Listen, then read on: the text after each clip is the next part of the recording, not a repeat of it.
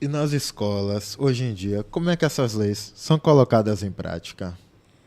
Ainda é um desafio, né, Gabriel? Mas, assim, a gente tem a garantia da matrícula, né? É necessário que os gestores, as pessoas responsáveis pela matrícula estejam atentos a declarar, né, a pessoa com deficiência desde a sua entrada na unidade escolar, porque é fundamental para o financiamento da educação especial ter esse dado registrado. Mesmo que não tenha laudo, é importante registrar ali, né, que a pessoa tem deficiência.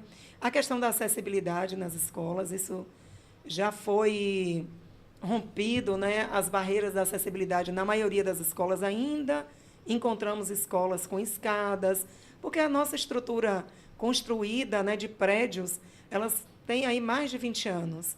Então, prédios de 30, 40 anos que estão passando ainda por reestruturação. Mas os prédios novos, desde os anos 2000, todos eles são acessíveis.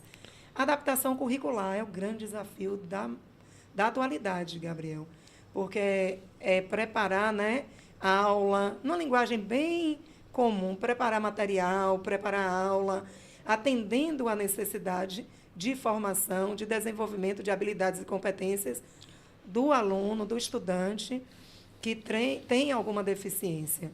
Então, é focar nesse estudante para que ele tenha o desenvolvimento da aprendizagem, e a gente não está falando aí apenas da aprendizagem cognitiva. A BNCC ela traz aí os diversos campos do desenvolvimento do ser humano que a educação tem que abraçar.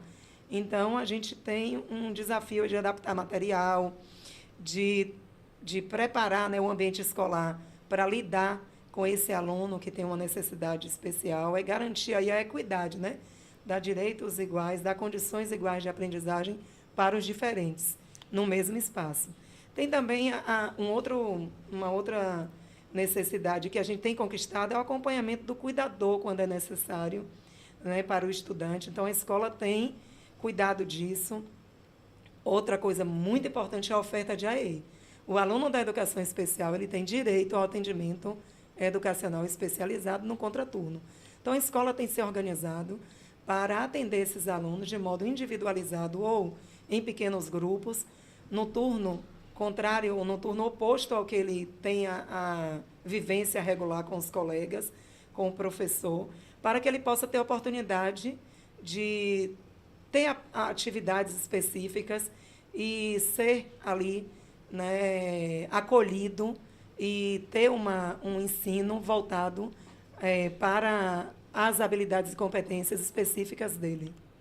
Tá certo. Você poderia colocar como exemplo alguns tipos de inclusão para cada tipo de deficiência, por exemplo, para o deficiente auditivo, que é a Libras, para o deficiente físico, o visual. Poderia colocar como exemplo alguns? É como eu te falei, né? A gente tem aí um desafio grande que é a adaptação mesmo de material. Então, para Libras, a gente basicamente precisa da linguagem de sinais, né? A gente precisa ter esse assessoramento, essa acolhida do aluno, né? Para que ele possa localizá-lo na classe, né? Num lugar que ele possa ter um visual melhor, não deixá-lo no fundo da sala, adequar material para, sobretudo, o intérprete de Libras, né? Para o deficiente visual, a gente tem o braille e o material produzido em braille, que ele também aprenda, né, a se comunicar no braille. Tanto o aluno deficiente auditivo quanto o deficiente visual, ele precisa primeiro saber a linguagem específica para a deficiência dele, conhecer e ter ali também a pessoa para fazer, no caso de Libras, para fazer a comunicação intermediária, né, entre o professor e o aluno.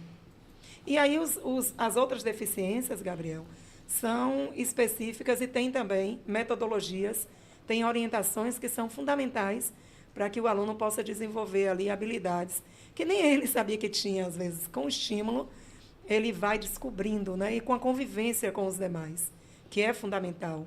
A inclusão, ela trata exatamente disso, né? Dele interagir com os seus pares de idades semelhantes, ter um leque de oportunidades no espaço escolar.